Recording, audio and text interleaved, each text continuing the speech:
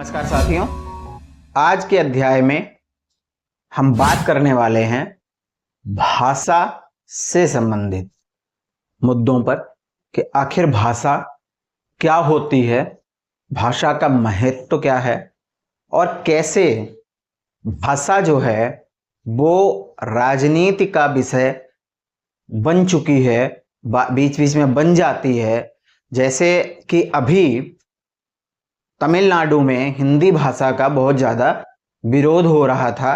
पहले भी आप लोगों ने देखा होगा कई बार कि भाषा का जो है बार बार विरोध होता है, या ये होता है कि जी हम तो बंगाली हैं, हम मद्रासी हैं, हम तो जो है गुजराती हैं, या हम तो हिंदी बोलेंगे। कई बार देखा होगा आपने कि हिंदी भाषी क्षेत्र के जो लोग हैं उनका भी काफ़ी विरोध होता रहा है। तो आज के अध्याय में भाषा पे मैं इसीलिए अध्याय लेकर आया हूं आज का, क्योंकि अभी तमिलनाडु में बहुत ज़्यादा जो वहाँ स्टालिन, MK स्टालिन हैं वो और बाकी लोग बहुत ज़्यादा हिंदी भाषा का विरोध कर रहे थे। तो इसी को आज हम समझेंगे कि आखिर भाषा क्या होती है, भाषा कैसे राजनीति से जुड़ी हुई है, भाषा के रूप कितने हैं, प्रकार कितने हैं। इन्हीं सब मुद्दों पर हम चर्चा करते हैं। तो साथियों शुरू करते हैं। देखिए, सबसे पहले हम ये जानने की कोशिश करते हैं कि आखिर भाषा होती क्या है, भाषा किसे कहते हैं। भाषा, अब आप कहेंगे कि जो हम ये रोज बात करते हैं ये भी तो एक भाषा है। बिल्कुल भाषा है, या अंग्रेजी एक भाषा है, हिंदी एक भाषा है, गुजराती है, तमिल है, मलयालम है, ये सारी भाषाएं हैं। तो भाषा की एक जो सीधी सी सिंपल सी परिभाषा है वो ये है कि अपने विचारों, अपनी भावनाओं को व्यक्त करने का जो माध्यम है आपका, वो भाषा है। आखिर हम जब किसी से कोई बात कहना चाहते हैं, मैं अभी आपसे कोई बात कहना चाहता हूं, हिंदी में बोल रहा हूं, अगर यही बात मैं अंग्रेजी में बोलूं तो अंग्रेजी भाषा हो जाएगी, उर्दू में बोलूं तो उर्दू भाषा हो जाएगी।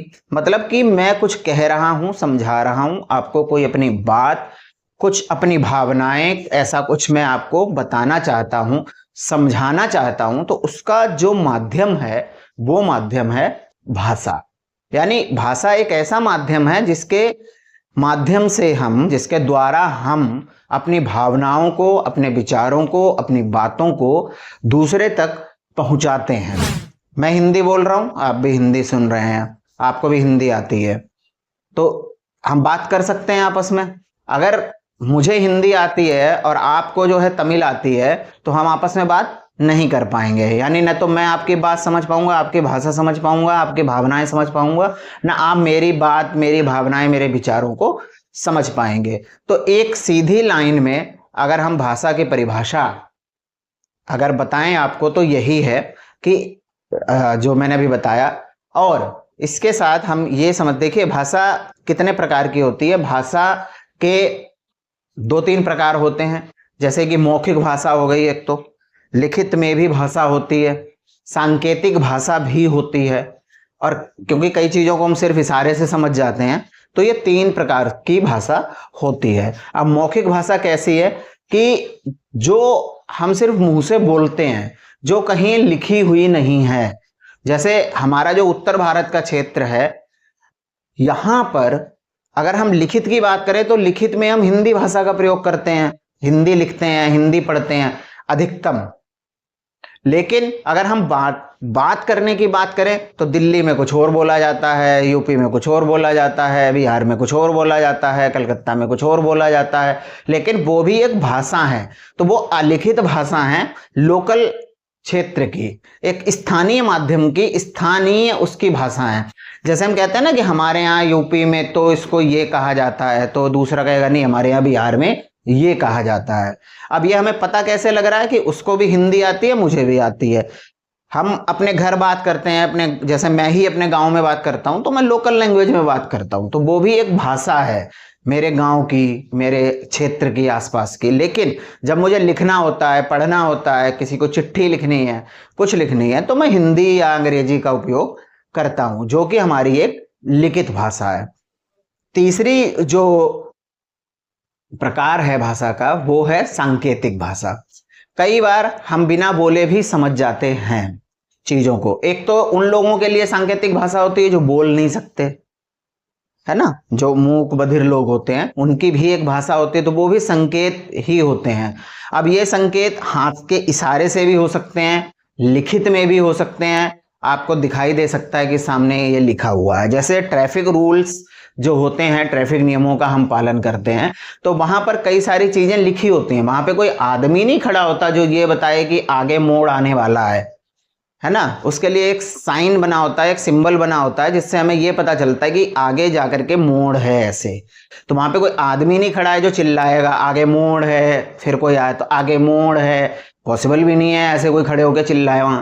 तो वहां पर उन्होंने एक साइन बना दिया है, उससे हमें ये पता चल जाता है कि देखो आगे मोड़ आने वाला है, या आगे जो है आपका ये जो बना होता है स्पीड ब्रेकर है, या आगे यहाँ पे हॉर्न मत बजाइए हॉस्पिटल है ना। या अगर नहीं लिख सकते हैं, वहां पे हॉस्पिटल भी है, स्कूल भी है, और भी चीजें हैं, तो वहां पर ऐसा सिंबल बना होता है कि यहाँ पे हॉर्न इस एरिया में प्रोहिबिटेड है, यानी कि आप वहां पर हॉर्न नहीं बजा सकते हैं। तो इससे ये समझ में आता है कि भाई यहाँ पे हॉर्न नहीं बजाना, यहाँ पे स्कूल हॉस्पिटल कुछ इस तरीके की चीज है।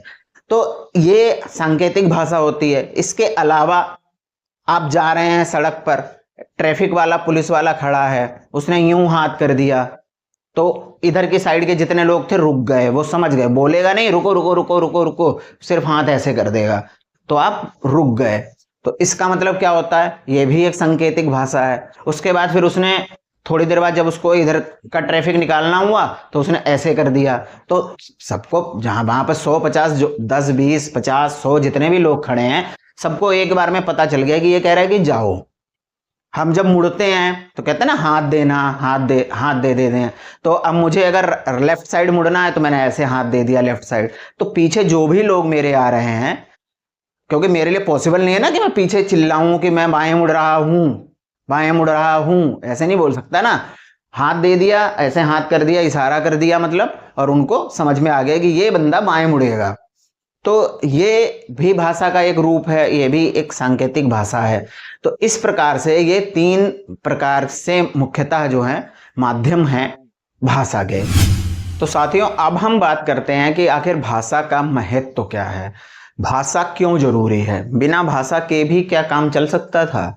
तो देखिए, मनुष्य जो है, इंसान जो है, या जो भी सामाजिक प्राणी है, जो भी प्राणी हैं, सामाजिक हो या ना हो, जो भी प्राणी हैं, जो भी जीव जंतु हैं, जो भी मनुष्य हैं, उनको, जैसा मैंने कहा, इसकी परिभाषा जब बताई थी कि अपनी बात, अपनी भावनाओं को दूसरे तक पहुंचाने के माध्यम को हम भाषा कहते हैं।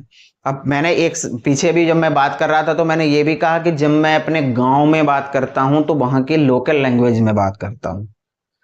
तो देखिए क्या होता है कि भाषा इसलिए आवश्यक है क्योंकि हम समाज में हैं, सोसाइटी में रह रहे हैं, 50 आदमियों से हमें बात करने की जरूरत पड़ती है। अब ऐसे नहीं हो सकता ना कि 50 आदमी रह रहे हैं और 50 की भाषा अलग अलग है, तो मुझे 50 भाषाएं आनी चाहिए। अब मैं एक ही जगह रहा हूं, 50 आदमियों से 50 लैंग्वेज में बात कर रहा हूं, ऐसा नहीं होता है। साउथ का कोई बंदा अगर दिल्ली में आके रहने लग जाए तो वो कोशिश करेगा कि, क्योंकि दिल्ली में हिंदी बोली जाती है, तो वो कोशिश करेगा कि वो हिंदी सीखे। अगर हम जाकर के तमिलनाडु में रहना पड़ जाए, नौकरी कर रहे हैं, कुछ भी कर रहे हैं, भाई इतना बड़ा हमारा देश है, कहीं भी रहे हम, तो हम सोचेंगे कि हम तमिल सीखें। आप बंगाल चले जाएं तो आप सोचेंगे कि मैं बंगाली सीख लूं, क्योंकि तभी आप उन लोगों के साथ जुड़ पाएंगे, उन लोगों के कल्चर से जुड़ पाएंगे, उन लोगों की सोसाइटी से जुड़ पाएंगे।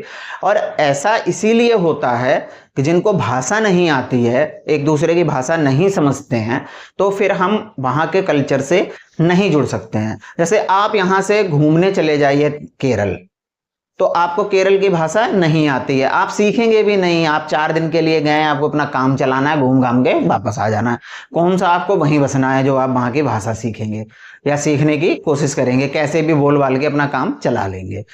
केरल का कोई व्यक्ति दिल्ली आ जाए घूमने के लिए तो वो भी नहीं सीखेगा, वो कहेगा अरे जो जितनी हिंदी जो भी आता होगा, जैसे भी, कुछ नहीं तो इशारे से ही समझा लेगा, इशारे से ही आपसे पूछ लेगा, अंग्रेजी में पूछ ले, मतलब जो जैसे भी है अपना काम चला लेगा। लेकिन अगर दिल्ली वाला केरल में जाके बस जाए, या केरल वाला दिल्ली में आके बस जाए, या नौकरी, उसको पता है कि मुझे 10-20 साल यहीं रहना है, नौकरी करनी है, या साल 2 साल 5 साल रहना है, तो वो बिना भाषा कैसे सीखे कैसे रहेगा? काम 1 दिन चल सकता है, 2 दिन चल सकता है, 5 दिन चल सकता है, 10 दिन चल सकता है, लेकिन हमेशा नहीं चल सकता। तो ये भाषा का महत्व है। दूसरी चीज कि भाषा सिर्फ हमारी नहीं होती है, इंसानों की भी होती है और जानवरों की भी होती है। उनकी अपनी भाषा है, जैसे वो हमारी भाषा नहीं समझ सकते, हम उनकी नहीं समझ सकते, लेकिन आप प्यार कहते हैं ना, प्यार की भाषा तो जानवर भी समझते हैं, जीव जंतु भी समझते हैं। तो उनको भाषा समझ में नहीं आती आप क्या बोल रहे हो, लेकिन आपके एक्सप्रेशंस, आप जो कर रहे हो, उसको प्यार से बुला रहे हो, उससे वो ये समझ जाता है कि इस व्यक्ति के ये कहने का मतलब क्या है। और हम समझ जाते हैं, जैसे हमें पता होता है कि ये कुत्ता भूखा है हमारा, तो कैसे, कुत्ते की भाषा थोड़ी आती है हमें कि कुत्ता भूखा है, लेकिन हम उसके एक्सप्रेशन से समझ जाते हैं। तो एक समाज में रहने के लिए, आगे बढ़ने के लिए और चीज़ों को डेवलप करने के लिए ये जरूरी है कि हमें हमारी मतलब जो है भाषा का होना जरूरी है, हमें हमारी भाषा का ज्ञान हो। दूसरी चीज, आप इतिहास को कैसे समझेंगे, अपनी परंपराओं के बारे में कैसे जानेंगे, अपने घर के रीति रिवाज के बारे में कैसे जानेंगे। तो इन सब चीजों के लिए भी भाषा का होना और समझना जरूरी है। आपने देखा होगा कि मान लीजिए भारत में ही यूपी का कोई बच्चा है, और अगर वो यूपी में अपने गांव में नहीं रहा और दिल्ली में ही आके रह गया, बस गया, दिल्ली में पला बढ़ा, बड़ा हो गया, और उसके बाद वो अगर गांव जाता है तो उसको गांव की भाषा समझ में नहीं आएगी। वहां पर वो कुछ होता हुआ देखेगा तो कहेगा ये क्या हो रहा है, दिल्ली में तो ऐसे नहीं होता, क्योंकि उसको पता ही नहीं है। लेकिन यही अगर वो अपने गांव में रहा है, बीच बीच में गांव जाता रहा है, उसको गांव की भाषा भी आती है, तो उसको पता होगा कि मेरे गांव में ना ऐसे होता है, मेरे गांव में ये चीज ऐसे होती है। जैसे हम किसी की शादी ब्याह में जाते हैं तो वहां पर रीति रिवाज हम देखते हैं सबके अलग अलग होते हैं, तो अगर हम उनके साथ जुड़े हुए हैं, उनकी भाषा हमें आती है, पता है, तो हम उनके बारे में जान सकते हैं, अदरवाइज हमारे लिए वो सब चीजें नई होती हैं। तो ये भाषा का महत्व है। अब हम आगे बात करेंगे कि भाषा कितने प्रकार की होती है, अर्थात जब हम राजनीति की बात करते हैं तो राजनीति में भाषा कितने प्रकार की होती है। ठीक है, तो भाषा देखिए होती है, आपका एक राजभाषा होती है, एक आपकी राष्ट्रीय भाषा होती है, और एक आपकी लोकल लैंग्वेज होती है। तो देखिए सबसे पहले हम बात करते हैं मातृभाषा के बारे में। मैंने कहा लोकल भाषा होती है, मतलब एक मातृभाषा होती है, जहां आप रह रहे हैं, जिस सोसाइटी में आप रह रहे हैं, जहां आपका जन्म हुआ है। जैसे भी मैंने पीछे बताया ना कि अगर दिल्ली में कोई बच्चा पैदा हुआ है तो उसको अपने गांव की भाषा नहीं आती होगी, गांव वाले को दिल्ली की भाषा अजीब लगेगी, क्योंकि भाई आप अलग अलग जगह रहे हैं। तो आपकी एक मातृभाषा तो होगी। आपके घर में पापा को अगर पापा कहा जाता है तो आप भी पापा कहेंगे, लेकिन अगर आपकी मातृभाषा में पापा को पप्पा कहते हैं तो आप भी पप्पा कहेंगे, अब्बा कहते हैं तो आप अब्बा कहेंगे, अब्बू कहते हैं तो अब्बू कहेंगे, दादा कहते हैं तो दादा कहेंगे, मतलब जो भी कहा जाता है आपके यहाँ आप वही सीखेंगे। तो ये हमारी एक मातृभाषा होती है। जैसे मैंने कहा मैं अपने गांव बात करता हूं तो लोकल लैंग्वेज में बात करता हूं। तो वो लोकल लैंग्वेज क्या है? वो लोकल लैंग्वेज एक तरीके से मेरी मातृभाषा है, क्योंकि मेरे पूरे गांव में वही भाषा बोली जाती है, मेरे आसपास के क्षेत्र में वही भाषा बोली जाती है, मैं भी उसी को सीखूंगा। और जब बच्चा बड़ा होता है, बचपन से सीखता है, तो सबसे पहले अपनी मातृभाषा ही सीखता है। इंग्लैंड में रहने वाले किसी व्यक्ति को अंग्रेजी अलग से नहीं सीखनी पड़ती है, वो उनकी मातृभाषा है। वो जो भी वो पढ़े ना पढ़े, स्कूल जाए ना जाए, लेकिन उसको अंग्रेजी आती होगी और अंग्रेजी ही आती होगी। जैसे हमारे यहाँ हम लोगों को उत्तर भारत में और कुछ आए ना आए लेकिन हिंदी आती होगी, साउथ इंडिया में उनको साउथ की भाषा आती होती है। तो ये हमारी मातृभाषा होती है। राजभाषा का मतलब ये होता है कि जो भाषा हमारे यहाँ लिखने पढ़ने में, या मतलब जो ऑफिशियल लैंग्वेज एक तरीके से हम उसको कह सकते हैं, कि जो ऑफिशियल तरीके से जिस भाषा को इस्तेमाल किया जाता है। जैसे कि हमारे यहाँ हिंदी है, इंग्लिश है, और भी कई प्रकार की भाषाएं हैं। अब जैसे कि अगर हम, वही बात है कि अगर हम बंगाल की तरफ बढ़ते हैं, बंगाली है। अगर हम नीचे दक्षिण की तरफ चलना शुरू कर दें तो उनकी कई भाषाएं हैं जो राजभाषा में हैं। क्योंकि आपने देखा होगा उत्तर भारत में आप कहीं जाएंगे आपको चीज लिखी हुई मिल जाएगी हिंदी में और अंग्रेजी में, लेकिन अगर आप दक्षिण भारत की तरफ जाएंगे तो वहां हिंदी में नहीं लिखा होगा, वहां पर अंग्रेजी में तो लिखा होगा, लेकिन उसके अलावा वहां की जो भाषा है, तमिल है, तेलुगु है, मलयालम है, जो भी भाषा होगी उस भाषा में वहां पर कोई चीज लिखी होगी। अब अगर हम राष्ट्रभाषा की बात करते हैं तो राष्ट्रभाषा का जो कॉन्सेप्ट है ये यूरोप का कॉन्सेप्ट है कि एक भाषा एक राष्ट्र। हमारे यहाँ ये संभव नहीं है, इसलिए भारत की अपनी कोई नेशनल लैंग्वेज नहीं है, भारत की कोई भी अपनी राष्ट्रीय भाषा नहीं है, भारत की कोई आधिकारिक भाषा नहीं है, बल्कि हमने कई सारी भाषाओं को क्षेत्र के हिसाब से मान्यता दे रखी है, जिनमें हम काम करते हैं, जिनमें काम होता है, जिनमें हम बात करते हैं, और ये सारी चीजें जो हैं चलती हैं। तो देखिए, जैसे मैंने अभी आपको बताया कि भारत की अपनी कोई राष्ट्रीय भाषा नहीं है। ऐसा नहीं है कि भारत में राष्ट्रीय भाषा बनाने का प्रयास नहीं हुआ कि किसी एक भाषा को हम अपनी राष्ट्रीय भाषा बनाएं। जैसे अगर अनऑफिशियल तरीके से देखा जाए तो अंग्रेजी एक पूरे राष्ट्र में फैली हुई है, बल्कि पूरी वैश्विक लैंग्वेज है, वो सब जगह बोली जाती है, सब जगह समझ में आती है। जिसको कुछ नहीं आता, आपको अंग्रेजी आनी चाहिए, आप विदेश चले जाओ, अगर किसी सामने वाले को नहीं भी आती होगी, थोड़ा बहुत कुछ न कुछ तो आता ही होगा। आप उसको ये बोलोगे होटल, तो इतना तो उसको समझ में आ ही जाएगा, होटल अंग्रेजी शब्द है कि ये होटल पूछ रहा है। वाटर, तो वो इतना तो बता ही देगा पानी पूछ रहा है। तो ये चीजें हैं। इसके लिए प्रयास कई बार हुए भी, जो मैंने शुरू में कहा था कि भाषा राजनीति में कैसे, मतलब भाषा का कॉन्सेप्ट राजनीति में कैसे पड़ गया, उसके पीछे यही कारण था कि कोई भी क्षेत्र की जनता अपनी क्षेत्रीय लैंग्वेज को, अपनी राजभाषा भी हम कह सकते हैं, क्योंकि कहीं ना कहीं किसी न किसी की राजभाषा होगी, उसको कोई छोड़ना नहीं चाहता। और बात भी सही है, हमारा देश अनेकता में एकता का देश है, तो हम ऐसा नहीं कर सकते हैं। ये अमेरिका नहीं है कि यहाँ सब एक जैसी अंग्रेजी बोल रहे होंगे, या कोई इस्लामिक कंट्री नहीं है कि जी वहां पे सिर्फ अरबी बोली जा रही होगी। अरबी भाषा भी होती है भाई, खाने की चीज नहीं होती है सिर्फ। या कोई ये समझे कि हम किसी और देश में चले, चाइना में चले गए, वहां पे उनकी अलग लैंग्वेज है, तो हम ऐसा नहीं कर सकते, क्योंकि हमारे यहाँ उत्तर भारत में अलग लैंग्वेज बोली जा रही है, नॉर्थ ईस्ट में अलग बोली जा रही है, कश्मीर में कुछ और बोला जा रहा है, दक्षिण भारत में कुछ और फिर उसमें भी राज्य के हिसाब से अलग अलग भाषाओं का अंतर है।